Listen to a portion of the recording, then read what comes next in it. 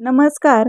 नीलम्स रेसिपीमध्ये आज आपण मैदा, रवा किंवा बेसन पीठ न वापरता तांदळाचं पीठ, उडीद डाळ आणि बटर वापरून मस्त क्रिस्पी आणि खुसखुशीत अशी शेव बनवणार आहोत. ही जी शेव आहे ती साऊथ इंडियामध्ये खूपच फेमस आहे आणि साऊथ इंडियामध्ये या शेवेला मुरक्कू असं म्हणतात. ही शेव तुम्ही मुलांना आदल्या-मधल्या वेळेत खाण्यासाठी एकदम तयार करून ठेवू शकता. चला तर ही शेव कशी बनवायची ते पाहूयात. त्यासाठी मी इथे एका बाउलमध्ये मेजरिंगच्या कपाने 1.5 कप उडीद डाळ मोजून घेतली आहे. तुम्ही तुमच्याकडे मीडियम साईजची वाटी असेल त्या वाटीने 1 वाटी ही उडीद डाळ मोजून घ्या. उडीद डाळीऐवजी तुम्ही इथे मुगाची डाळ सुद्धा घेऊ शकता. पण उडीद डाळीमुळे शेव छान कुरकुरीत तयार होते आणि चवीलाही टेस्टी लागते. आता या उडीद डाळीमध्ये पाणी टाकून ही डाळ 3 ते 4 वेळा पाण्याने स्वच्छ धुवून घ्यायची. ही उडीद डाळ मी 3 ते 4 वेळा स्वच्छ धुवून घेतली आहे. ही एका कुकरमध्ये टाकून घ्यायची आणि ज्या कपाने आपण ही उडीद डाळ मोजून घेतली होती त्या कपानेच 3 कप पाणी यामध्ये टाकून घ्यायचं. याच्यामध्ये थोडंसं मीठ टाकून कुकरचं झाकण लावून घ्यायचं आणि हा कुकर गॅसवर ठेवून ही डाळ शिजवून घ्यायची. कुकरच्या 3 शिट्ट्या झाल्यावर मी कुकर गॅसवरून खाली घेतला आहे. याचं झाकण काढून पाहूयात ही डाळ शिजली आहे का. कुकरमधली पूर्ण हवा काढल्यानंतरच कुकरचं झाकण खोलायचं. तर ही डाळ चांगली शिजली आहे. ही आपण एखाद्या पळीने अशी थोडीशी स्मॅश करून घ्यायची. डाळ अशी पळीने स्मॅश करून घेतली की आपण ही एका मिक्सरच्या भांड्यामध्ये थोडी थोडी घेऊन बारीक वाटून घेऊया. ही डाळ मी अशी बारीक वाटून घेतली आहे. ही आपण एका परातीमध्ये काढून घेऊयात. तर अशीच मी बाकीची ही सर्व डाळ वाटून घेणार आहे. ही डाळ वाटताना यामध्ये थोडं थोडं पाणी टाकून ही मऊसूत वाटून घ्यायची. उडदाची शिजवून घेतलेली सर्व डाळ मी अशी एकदम बारीक वाटून घेतली आहे. यामध्ये या मेजरिंगच्या कपाने बरोबर 4 कप तांदळाचं पीठ टाकून घ्यायचं. एखाद्या मोठ्या साईजच्या वाटीने मोजलं तर 2 वाटी हे पीठ आहे. आता यामध्ये 2 चमचे पांढरे तीळ, अर्धा चमचा हिंग, 2 चमचे जिरे पावडर, 2 चमचे ओवा असा हातावर चोळून टाकायचा. 1 चमचा मीठ टाकल्याच्या नंतर मी इथे 3 चमचे बटर घेतलं आहे.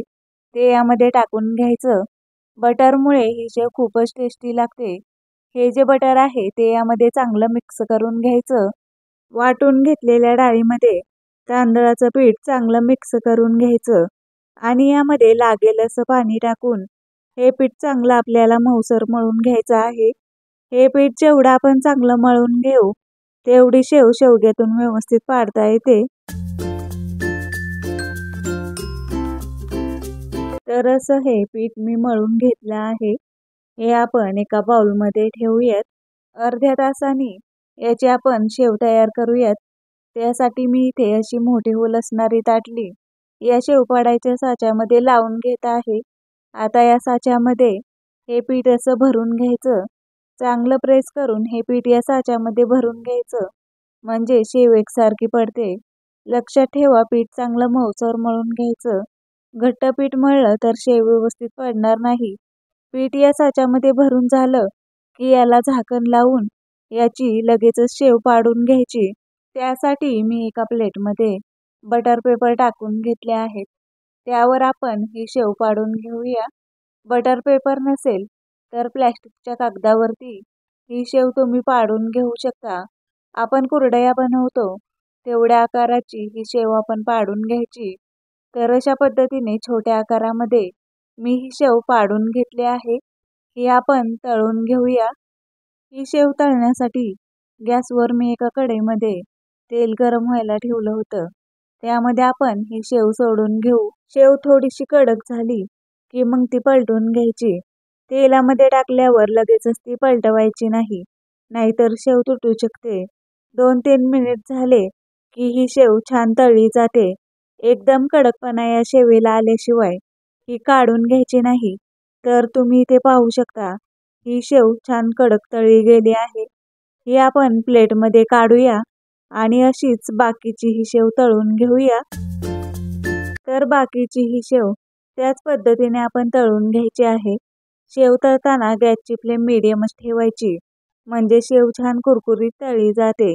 गॅसची फ्लेम मोठी ठेवली तर शेव लगेचच तळली जाते आणि नंतरही ती लूज पडते. त्यामुळे 2 ते 3 मिनिट ही शेव मीडियम फ्लेमवर चांगली तळून घ्यायची. तर अशी ही सर्व शेव मी तळून घेतली आहे. ही शेव तुम्ही नक्कीच करून बघा.